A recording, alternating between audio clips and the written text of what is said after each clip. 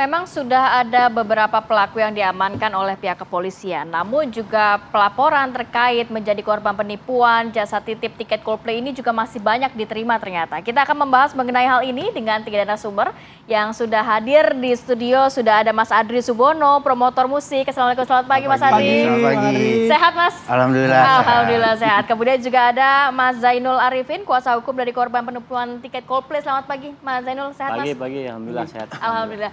Dan kita juga sudah bergabung bersama Kombes Truno Yudo Wisnu Andiko, Kabid Humas Polda Metro Jaya. Selamat pagi Pak Kabid Humas. Assalamualaikum. Selamat pagi. Waalaikumsalam warahmatullahi wabarakatuh. Baik, sejauh ini sudah berapa banyak Pak orang yang menjadi korban penipuan yang saat ini sedang ditindaklanjuti oleh Polda Metro Jaya? Iya, Mbak Ratih, mendasari pada laporan 19 Mei yang lalu, dari 1 korban kemudian berkembang menjadi 60 korban dengan total kerugian yang bisa kami tracing pada beberapa rekening yang didapati dari tersangka senilai 257 juta rupiah, Mbak Ratih. Ya, 60 korban ini memang semuanya tertipu 1 orang atau gimana Pak?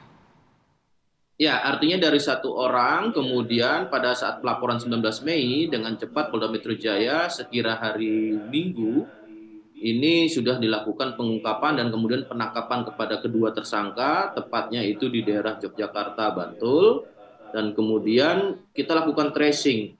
Di situ terjadi beberapa transaksi-transaksi yang kemudian kita bisa dapati ada 60 korban, begitu Mbak Ratih. Modusnya memang mereka berjanji akan membelikan tiket Coldplay begitu ya Pak ya?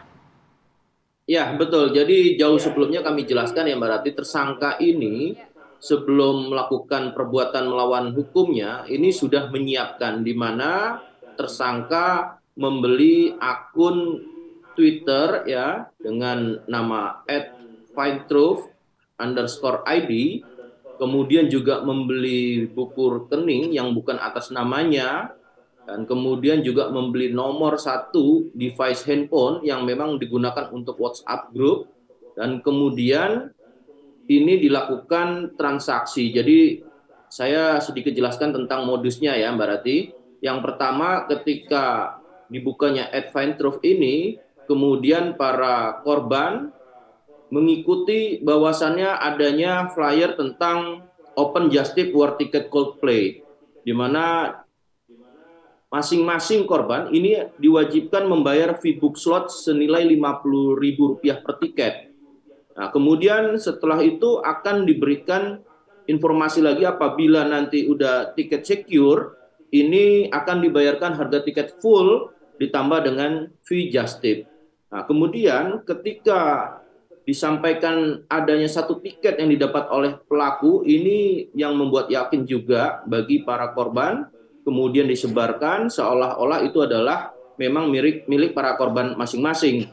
Nah, kemudian ketika sudah ada waktunya dinyatakan tiket ini secure, aman, maka diwajibkan membayar jasa tiket dan juga dengan adanya tiket yang secure tadi. Kemudian setelah dibayarkan dalam waktu 1 jam akan dikirimkan tiket. Ternyata justru yang bersangkutan mendelete akun tersebut dan kemudian juga menghilang dari grup WhatsApp yang ada. Begitu Mbak Ratih. Oke, baik, sebelum ke Pak Kabid lagi saya ke Mas Zainul. Mas Zainul, kalau korban Anda, klien yang Anda tangani soal penipuan ini ada berapa banyak dan kerugian berapa banyak? Sejak kita laporkan ke Bareskrim Mabes Polri, ke unit Cyber, itu kan ada 14 awalnya. Sekarang sudah bertambah menjadi 65 orang. Kemudian dengan kerugian yang awalnya 32 juta, sekarang menjadi 230 juta rupiah. Dengan jumlah itu kami meyakini masih banyak di luar sana masyarakat terus untuk melakukan pelaporan pengaduan kepada Bareskrim Mabes Polri. Oke. Gitu. Yang dari 60 tadi, klien Anda memang ditipu begitu oleh 1 orang saja atau beragam? Enggak. Maaf ya, just tip ilegal gitu. Pada kemarin kita baru saja di BAP oleh kawan-kawan Bareskrim, itu kita sampaikan juga ada 32 akun media sosial yang kita sampaikan ke kawan-kawan Bareskrim terkait dengan perbuatan dugaan penipuan ini. Kemudian ada 5 orang nama yang kita sampaikan, salah satunya adalah nomor rekening kita sampaikan, kemudian nomor handphonenya, kemudian akun media sosial, apa yang disampaikan tadi itu modusnya hampir sama. Hanya kan perbedaannya kalau di kita setelah korban itu mengakses media sosial, kemudian korban itu digiring ke WhatsApp group. Di dalam WhatsApp group itu saling memprovokasi, seolah-olah dia mendapatkan tiket, ditunjukkan identitas para pelaku. Dan kita sebagai korban di dalam itu kan ada 5, ada 6 kadang-kadang di grup itu. Mereka merasa diprovokasi di dalam itu dan percaya sehingga mereka melakukan transaksi. Setelah transaksi semuanya close. Indikasinya mungkin kalau dari kuasa hukum berapa banyak pelaku yang bermain dalam yang sekarang diduga itu ada 5 ya. Karena ada beberapa akun media sosial yang sama, ada beberapa nomor rekening yang sama, ada beberapa nomor handphone yang sama. Itu masih terus di tracing dan mudah-mudahan nanti ada semuanya memang para korban ini melihat di media sosial ya, tidak ada yang kenal secara langsung. Nggak ada kenal sama sekali. Kemudian sama-sama korban pun nggak ada yang kenal. Tapi mereka push di media sosial, kemudian menimbulkan gejolak sehingga mereka saling koordinasi dan membentuk suatu perkumpulan untuk melakukan bersama-sama ke Barreskrim. Gitu. Saya ke Bang Adri nih, legenda promotor musik ya zaman dulu kan anak 90-an pasti udah tahu lah ya siapa seorang Adri Subono. Mungkin zamannya berbeda ya Bang ya pada saat itu. Dulu kan ngantrinya pada Ibu Idibio ya. Sekarang kan udah internet langsung dan beli tiketnya ya. Tapi kasus seperti ini banyak nggak Bang zaman dulu dan akan terus seperti ini nggak? Beda. Kalau dulu kan kasus pemalsuan tiket itu ada juga. Tapi kita kan selalu pakai UV segala macam sehingga ketika orang masuk ke dalam gedung pertunjukan kita cek itu benar atau tidak. Dan calo juga banyak di mana-mana gitu loh. Jadi banyak orang juga membeli tiket dengan harga normal, habis itu mereka menjualnya kembali gitu harga lebih tinggi. Itu dari zaman dulu ada, cuma sekarang udah lebih keren lah dengan segala macam internet dan atributnya gitu loh. Oke. Nah, sebagai seorang promotor ketika mendatangkan artis internasional, acara berjalan lancar itu kan menjadi menjadi kinerja gitu ya, KPI-nya tuh, jadi integritas. Nah, menghindari gitu ya, mungkin Om Andri juga udah banyak ngobrol dengan IO-IO. Menghindari euforia para penggemar sehingga akhirnya tertipu, kira-kira gimana Om Andri? Ya itulah para penggemar itu benar-benar harus hati-hati dalam hal ini. Ini kembali lagi bukan saya bilang kesalahan dari para penggemar tapi kesalahan dari orang yang membeli. Udah tahu dia membeli kepada orang yang kita nggak tahu siapa, langsung kita transfer, langsung ya udah Nina Bobo gitu ya. Dan itu yang kita harus wanti-wanti dari awal, jangan beli di calo atau di sekarang atau namanya Just Tip segala macam ya. Karena ketika ada satu band kayak sekarang Coldplay ya, semua orang ingin menyaksikan konsernya, spektakuler konsernya, semua orang. Sedangkan kapasitasnya cuma 70.000, ya, yang menonton 1 juta. Ya nggak heran lah ketika semua orang membeli dalam 1 menit, jutaan orang itu jadi habis. Tapi kalau dulu kan hang langsung kan. Kalau Mas Adi melihatnya saat ini dengan kemudahan teknologi justru bikin banyak orang menjadi korban ya. Kalau dulu kan kita beli hanya ke tempat begitu ya. Ngantri begitu ya. Ngantri gitu ya. Kalau sekarang kan bisa melalui online dan lain sebagainya, banyak cara begitu. Ya berbeda lah, sebenarnya berbeda. Dulu juga ada trik-triknya dari mereka juga yang kita juga ya mungkin pemalsuan hanya sedikit ya. Kalau sekarang pemalsuan itu semua online. Betul. Sehingga kita juga nggak bisa ngelihat dengan siapa kita negosiasi gitu lah. Kembali lagi kita harus hati-hati gitu lah. Karena saya rasa ini bukan terjadi pada konser ini juga. Saya dengar itu konser-konser sebelumnya juga ada beberapa kasus yang hampir sama gitu kan. Dan ini mungkin nantinya akan begitu terus kalau orang nggak hati-hati. Ya, sepengetahuan Bang Adri begitu dengan adanya upaya-upaya penipuan gitu kan. Kalau zamannya Bang Adri dulu tiket palsu gitu ya gitu. Itu tuh orangnya komplotan atau baru musiman aja gitu? Kalau zaman dulu itu bukan sendiri-sendiri. Kalau kita ngeliat kan banyak calo-calo yang di pinggir di luar-luar ya. Di luar-luar itu mereka sendiri-sendiri. Kadang-kadang justru antar calo juga mereka berkompetisi, banting-bantingan harga gitu. Kalau sekarang kan kita nggak tahu dengan siapa kita berhubungan gitu. Iya. Harusnya kalau menurut Mas Adri sebagai mungkin promotor yang nanti akan menghadirkan Coldplay ataupun band-band seperti Blackpink dan lain sebagainya, harus nggak sih benar-benar pembelian tiket ini, para Just Tip ini memang diawasi secara ketat? Tapi tahan dulu ya Mas ya, kita akan jauh di segmen berikutnya ya. Tetap bersama kami, kita akan sambung lagi obrolan ini sesaat lagi. Baik, kembali lagi di Apa Kabar Indonesia Pagi. Sedikit ke Mas Adri. Mas Adri, kalau melihat sebagai promotor begitu, apakah memang kan kita ya harapannya akan ada band-band luar biasa lagi yang akan tampil di Indonesia. Apakah untuk mekanisme pembelian tiket ini harus diatur dengan jelas. Oke, nanti promotor hanya menyediakan mungkin 5 trusted para penjual yang bisa beli di sini. Tidak bisa lagi semua orang membeli dengan online dengan just tip yang tidak jelas begitu. Kalau sistem online, saya rasa itu adalah sistem yang terbaik. Di seluruh dunia itu sistemnya juga sudah online gitu ya. Okay. Mungkin ada ide mau dibagi dalam beberapa tiket penjualan, itu mungkin ya. Itu tergantung dengan promotor. Karena itu semua tugas dari si penjual tiket gitu lah. Ya, oke. Ya. Tapi online yang terbaik begitu ya? Online adalah sistem yang terbaik. Kalau zaman dulu saya kan beda, itu saya mesti jual tiket, tukar sama voucher, habis itu wah macam-macam lah, panjang urusannya lah. Kalau sekarang semua online, udah that's it gitu. Oke. Saya ke Mas Zainul lagi. Mas Zainul, kalau profil dari, mungkin tadi sempat ngobrol ya, profil dari si klien Anda ini seperti apa? Range usianya, background-nya. Nah, kebanyakan dari klien kita 65 orang tuh sebagian besar tuh 25 tahun ke bawah. Karena bagaimana anak-anak milenial ini antusias, dia ngefans sekali sama Coldplay meskipun mereka belum lahir pada zaman itu. Bareng sama lahir tapi Coldplay. pengaruh sosial media segala macam itu membuat mereka tertarik. Kemudian kedua, mereka tertarik dengan pengaruh sosial ya. Kawan sekolah, kawan kerja itu mempengaruhi kamu ikut kok. Saya nggak ikut, akhirnya berbondong-bondong untuk mencari tiket itu. Nah, itu. Tapi poin kedua, saya pikir memang perlu diatur. Kemudian kedua adalah bagaimana caranya meminta pertanggungjawaban dari promotor. Meskipun mereka dugaan tidak melakukan itu. Tapi bisa jadi Kenapa jadi akhirnya promotor yang dimintai pertanggungjawaban? Ya karena peristiwa hukum ini kan terjadi karena ada konser Coldplay. Makanya timbullah namanya pelaku-pelaku yang diduga penipuan ini. Apakah ada keterkaitan atau tidak, maka nanti itu tugasnya penyidik. Namun barangkali itu bisa ditelusuri terkait dengan apakah ada oknum di promotor yang mensubkan atau menjual 100 tiket kepada just tip yang ilegal. Sehingga mereka meng-upkan harga. Nah itu yang masih digali oleh kawan-kawan dari penyidik. Dan kita harap ada empati dari para promotor lah begitu. Oke, saya ke Pak Kabid. Pak Kabid, tadi yang dijelaskan oleh Mas Zainul begitu ya.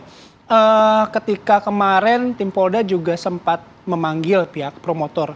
Apa yang ingin digali gitu? Dan kalau misalnya dari Mas Zainul tadi, benarkah dalam hal ini promotor dapat dimintai pertanggungjawaban? Ya, Mas Bayu, kami dalam hal ini Polda Metro Jaya konteksnya adalah satu laporan polisi yang kemudian kami kembangkan menjadi 60 korban. Terkait dengan promotor, tentu ini sedang dilakukan pendalaman dari Barreskrim, tepatnya di Direktorat Siber, ya. Kemudian dalam hal perkembangan teknologi sebegitu pesatnya, ya, untuk teknologi informasi ini ada hal positif dan ada hal yang bisa dijadikan suatu negatif seperti hal ini yang terjadi. Kemudian tadi kami memahami betul selepas dari masa pandemi atau endemi ini, antusias masyarakat ini situasi yang betul-betul antusias yang dijadikan momentum bagi para pelaku sehingga kemudian berkembang adanya just tip penipuan pada event-event besar. Nah, kemudian yang perlu diantisipasi kami menghimbau juga ya. Yang pertama bagi promotor betul-betul mensosialisasikan apa yang menjadi skema ataupun mekanisme dalam pembelian tiket secara benar, ini yang harus betul-betul digelorakan. Yang kedua, terkait juga dengan para korban atau masyarakat secara umum, ya kita betul-betul dengan perkembangan pesat ini juga harus melihat bagaimana bisa cluster atau memilah, ya harus kita sama-sama belajar lagi dari pelajaran ini. Memilah mana yang bisa dijadikan suatu hal ini adalah benar, maka harus cek and cross check kembali. Saya rasa seperti itu Mas Bayu yang bisa kami sampaikan. Kabid, sampai dengan saat ini memang masih adakah akun-akun media sosial yang di-tracing oleh pihak kepolisian sehingga tidak hanya pelaku yang sudah diamankan, tetapi ternyata mungkin ini komplotan atau dan lain sebagainya? Berarti proses penyidikan ini berkesinambungan ya, masih berkelanjutan, tidak terhenti di sini. Tentu yang pertama juga kami menghimbau kepada masyarakat yang menjadi korban khususnya di Find Truth ini bisa melaporkan dari 257 juta ini ada tentu beberapa transaksi yang sudah kami capture, screenshot, dan ini akan menjadi modal kami untuk mendalami. Yang kedua juga kepada korban-korban lain dengan melalui akun-akun lain kami juga Polda Metro Jaya menerima laporan apabila memang menjadi bagian daripada korban. Tentunya dengan polda-polda lain juga ada yang melapor, di Barreskrim juga ada yang melapor. Ini tentu menjadi konsisten dan komitmen dari Polda Metro Jaya khususnya untuk bagaimana menindaklanjuti setiap apa yang menjadi keresahan masyarakat dan tentunya membuat bagaimana masyarakat nyaman dan aman. Begitu Mbak Ratih. Baik, Pak Kabit, saya balik lagi ke soal pelaku yang sudah ditangkap. Kalau dari penjelasan Pak Kabit kan, pelaku ini sampai membeli akun Twitter gitu, sengaja membuka pelayanan just tip itu. Arti kan dari awal memang sudah niat menipu ya. Apakah si pelaku-pelaku ini pernah melakukan hal yang sama di konser-konser berikut sebelumnya itu? Dan kedua, apakah ini juga bagian dari jejaring atau secara individu? Ya, yang pertama terkait kesiapan pelaku dengan membeli akun-akun ini, tentunya ini masih dalam proses pendalaman di Subdit Siber Dirkrimsus Polda Metro Jaya. Kemudian terkait dengan individual, ini kan baru proses awal, begitu cepatnya Polda Metro Jaya mengungkap, kemudian ini masih kesinambungan, kita masih dalami. Apakah ini untuk pengakuan kan nilai tersangka, pengakuannya secara verbal ini kan nilainya rendah ya, tentu secara scientific crime investigation, dalam hal ini Direktorat Siber, dari Direktorat Reserse Kriminal Khusus Subdit Siber akan mendalami bagaimana terkait dengan akun-akun lainnya atau jaringan lainnya. Ini masih proses pendalaman, Mas Bayu. Masih terus diselidiki ya. Baik, saya mau ke Mas Adri. Mas Adri, kalau mencermati saat ini sebagai promotor, biasanya kalau dalam sebuah konser ada nggak sih bagi-bagi tiket gitu? Karena kita melihat di beberapa story public figure ada yang juga menjual 100 tiket nih kita punya dari orang dalam. Gitu. Ya, Ada nggak yang kayak gitu? Orang dalam yang dapat dari promotor begitu? Saya rasa enggak sejauh itu sih, enggak. Saya rasa. Enggak ya? Enggak ya. Jadi saya nggak tahu apa yang terjadi di luar sana ya, tapi selama saya bikin gitu saya nggak ada. Karena Mas Zainul tadi mempertanyakan, kan mungkinkah ada dalam oknum gitu, promotor orang dalam ini? Enggak, saya rasa karena kayak Coldplay itu menjual Coldplay tiket itu sangat mudah sekali, dilempar aja berapa ribu tiket itu dalam 1 menit juga pasti habis gitu. Jadi si orang dalam itu, promotor itu sekarang sudah fokuskan untuk bagaimana membuat konser itu menjadi konser yang baik, aman, spektakuler segala macam. Itu persiapannya jauh juga sebelumnya kan. Jadi saya rasa tidak akan menjual yang masalah-masalah yang mempertaruhkan nama besar promotor untuk masalah-masalah yang kayak kecil kayak gitu lah. Bang, kalau misalnya dari pengalaman begitu kan udah banyak artis internasional yang datang gitu ya. Rata-rata sih sepengetahuan saya mereka konser 1 hari gitu kan. 1 hari itu selesai, 1 hari selesai. Tapi karena animonya besar nih kan sempat juga nih kita lihat berita bahwa Menparekraf kan kita mencoba siapa tahu bisa 2 hari gitu. Nah, kalau dari cara pandang selebritis gitu atau promotor, mungkin nggak yang tadinya 1 hari menjadi 2 hari, dan apa pertimbangannya biasanya? Saya pernah bikin itu juga dulu, ada konser Maroon 5 kan, laku dalam berapa menit gitu Maroon ya. 5, ya. Lalu saya minta supaya dibikin 2 hari konser. Mereka rapatkan dulu karena tidak mudah menggeser 1 hari sedemikian dalam 1 menit. Jadi mereka rapatkan dulu, baru mereka putuskan, oke, kita bikin 2 hari. Performa yang sama di hari pertama dan hari kedua sama-sama luar biasa harusnya gitu ya. Karena kalau semacam Coldplay, mereka sudah mempersiapkan schedule itu mungkin 6 bulan sebelumnya. Dan merubah schedule itu dengan mereka pasti bawa peralatan yang saya nggak tahu seberapa besarnya ya. Persiapannya banyak, segala macam, nggak mudah untuk merubah dia punya schedule gitu loh. Ya mudah-mudahan kita berharap mereka mau bikin the second show gitu ya. Tapi biasanya pertimbangannya adalah karena mungkin teknis ya, soal alat dan lain sebagainya. Schedule. Dari kacamata si artis itu sendiri ngelihat nggak animo besar nih si fansnya sampai banyak yang kebagian tiket, itu menjadi pertimbangan juga atau enggak? Iya, mungkin menjadi pertimbangan mereka juga, karena mereka juga bilang kan mereka pada konser tur sekarang ini mereka akan datangin negara-negara yang belum pernah mereka datangin. Sebagai contoh, saya mengejar Coldplay itu sejak 20 tahun yang lalu loh. Nggak pernah mau. Sehingga saya pernah nonton Coldplay 3 kali di Singapura gitu loh. Sekarang akhirnya mau datang ke Indonesia gitu kan. Ya. Jadi, dan ini akhirnya membuat antusiasme masyarakat luar biasa. Menjadi luar biasa sekali. Gitu. Gimana pun harus dapat nih tiket gitu ya Mas ya. Persis, tapi ya dapatnya dengan cara yang ya hati-hati lah ya. Hati-hati. Oke, Mas Zainul, melihat ini juga proses dari para klien Anda juga masih berjalan. Mungkin harapan dari para klien ingin dikembalikan lagi uangnya atau gimana? Pertama, klien ada 2 ya keinginan mereka ya. Pertama, pasti mereka ingin menonton konser itu. Nah, maka kita minta pertanggungjawaban dari promotor, kemudian ada empati. Mereka kalau bisa mendapat tiket gratis. Kalaupun tidak, mereka siap untuk membayar 50% dari harga tiket. Karena bagaimanapun juga ini kan harus ada titik terang ya. Karena mereka adalah korban dari yang diselenggarakan promotor nanti pada saat bulan November. Kemudian yang kedua, kalaupun ini tidak bisa, maka mereka minta dikembalikan uangnya. Maka pada saat proses penegakan hukum ada pasal tidak pidana pencucian uang. Itu memungkinkan jikalau uang-uang yang dikumpulkan oleh pelaku ini digunakan buat apa, dibeli buat apa, itu bisa ditelusuri dan disita dan akhirnya putusan pengadilan bisa dikembalikan ke korban. Itu harapan korban, 2 poin itu. Oke. Saya mau ke Om Adri sebelum ke Pak Kabit lagi. Di Twitter apa di Instagram lah saya pernah lihat itu. Sekarang kan banyak akun-akun yang menjual tiket itu harganya luar biasa. Berkali-kali lipat, bahkan ada sampai 60 juta. Ada satu akun yang menyebutkan gini, artinya gini, kuat-kuatan mental dengan para calo. Jadi nanti datang ke TKP, ke lokasi gitu. Karena calo kan pasti akan nurunkan harga, nurunkan. Berhasil nggak kira-kira? Buat para fan, nggak sekaligus ngasih tahu nih Om Adri gitu.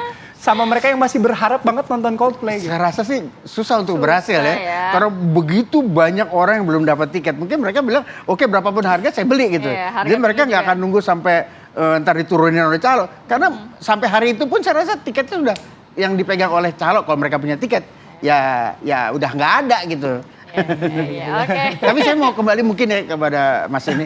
Kasihan dong kalau promotor diminta pertanggungjawabannya gitu. Karena itu kan sesuatu yang bukan kesalahan promotor gitu. Bukan Bang, promotor ada yang bandel juga kan. Oh iya. Nggak mungkin semuanya bersih Bang. Maka pengalaman Abang, ada nggak menemukan promotor yang bandel-bandel pasti ada yang itu? promotor, pasti ada. Kalau ada, berarti kemungkinan pasti ada promotor yang oknum itu menjual tiket ataupun mengasih kepada seseorang dan seseorang tuh meng-up Dari orang harga. dalam yang saya Nah itu yang poin mau digali oleh kawan-kawan penyidik. Kita berharap pertanggungjawaban itu harus. Berarti pada individu, letaknya pada kesalahan individu oknum, gitu ya. Oknum ya, karena saya yakin. Ya oknum, kalau instansinya mungkin tidak. Maka oknum itu harus diberantas lah saya pikir begitu. Karena promotor juga berpikir bagaimana membuat konser ini luar biasa begitu ya. Iya, karena setelah kalau dia berhasil dengan ini, itu artis-artis besar lainnya mau datang ke Indonesia gitu. Betul. Dan dia nggak mempertaruhkan namanya demi yang begini-gini ya. Baik. Memang konser Coldplay ini membuat masyarakat gaduh gitu ya. Pengen nonton banget, pengen dapat tiket Seru aja banget sih. ya. Seru. Kalau masih ada yang punya harga normal saya mau ya. Dia dukung promotor apa dukung korban ini? Baik. Baik, obrolan kita lanjut lagi di belakang layar. Terima kasih banyak Mas Adri, terima kasih Mas Zainul, terima kasih banyak Pak Kabid Humas Polda Metro Jaya sudah berbagi informasi pada pagi hari ini Bapak. Assalamualaikum. Baik, kami masih ada beberapa informasi yang akan kami hadirkan sesaat lagi di Apa Kabar Indonesia Pagi.